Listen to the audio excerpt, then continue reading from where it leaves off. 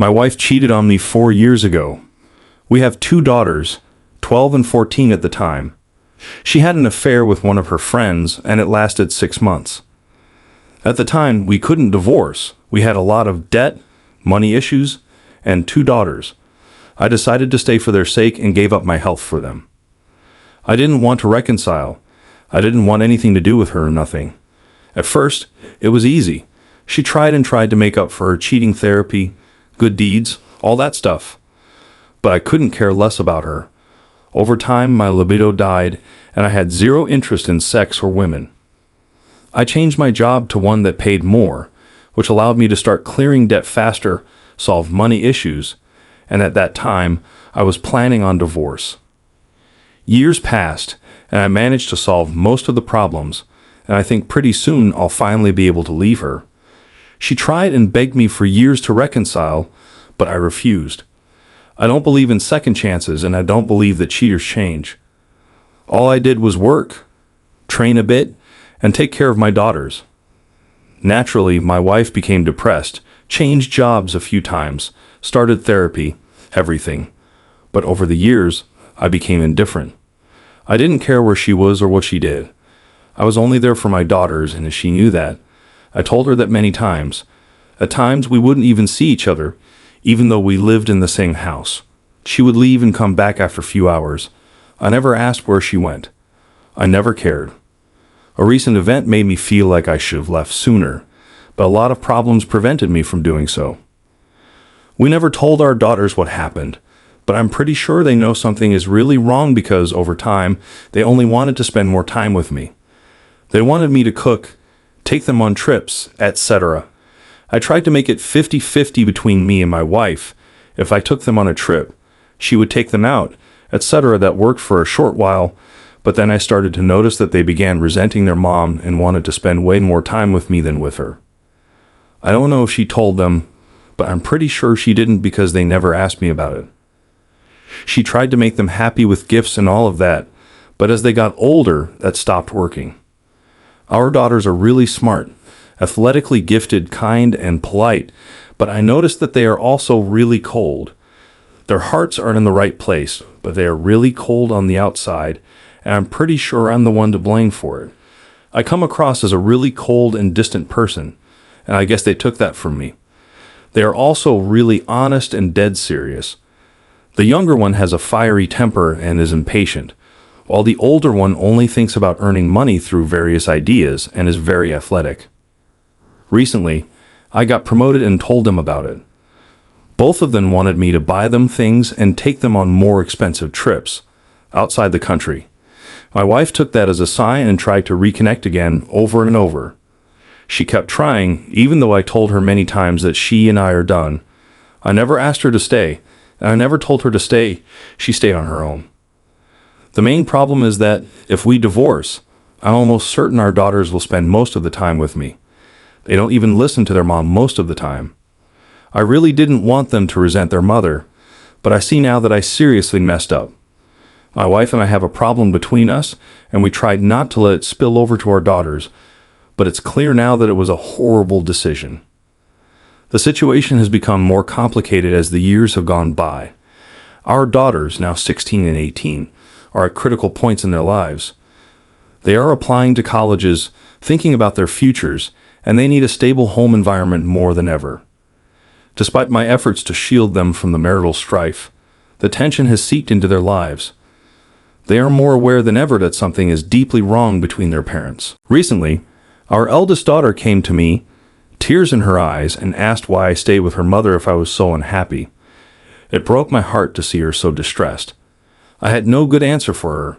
I tried to explain that I wanted to provide a stable home for her and her sister, but she saw through my words. She accused me of sacrificing my own happiness for a facade of stability. She said she would rather have had a divorced but happy father than one who was present but miserable. That conversation shook me. It made me realize that my daughters had been carrying the weight of our broken relationship. They had been living in a house filled with unspoken words, suppressed anger, and a cold, distant atmosphere. They had learned to navigate this emotional minefield, but at what cost? I began to see the impact of our strained relationship on their own views of love and trust. My younger daughter, the one with the fiery temper, have started dating, but I noticed a pattern in her relationships. She kept her boyfriends at arm's length, never allowing herself to get too close. She told me once that she didn't believe in love because she had never seen it work. Those words cut deep.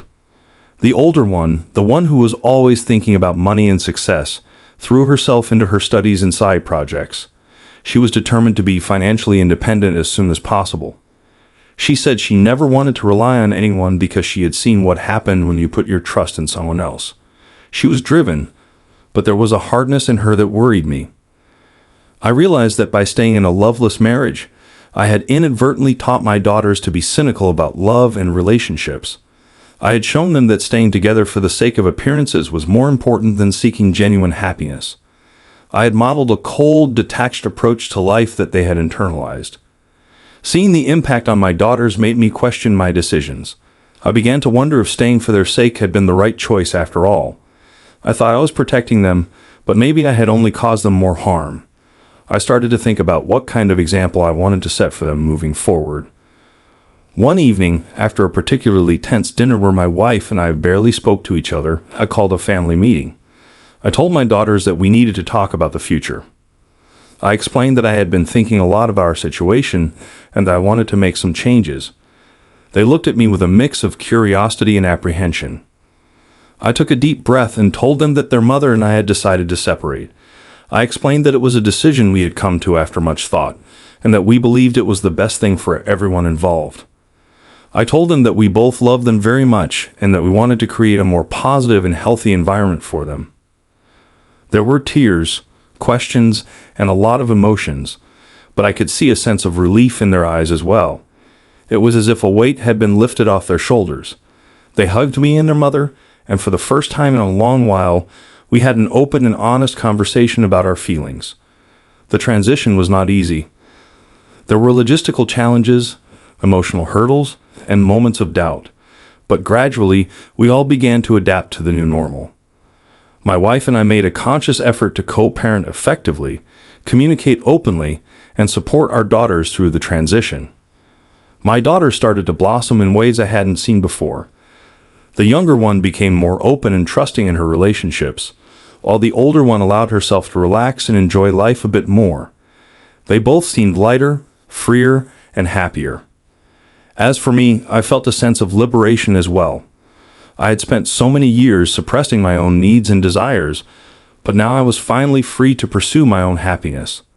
I started to take better care of myself, both physically and emotionally. I reconnected with old friends, picked up new hobbies, and began to rediscover the things that brought me joy. My relationship with my daughters deepened as well. We talked more openly about our feelings, shared more experiences together, and supported each other in new ways. I saw them grow into strong, resilient young women, and I felt a deep sense of pride and love for them. Looking back, I realized that staying in a broken marriage had been a mistake, but it was a mistake that I had learned from. It taught me the importance of honesty, communication, and seeking genuine happiness. It showed me that sometimes the best way to protect your loved ones is to be true to yourself. I will always carry the regret of those lost years, but I also carry the hope of a brighter future. A future where my daughters know that they deserve to be happy, to be loved, and to live authentically. And that is a legacy worth striving for.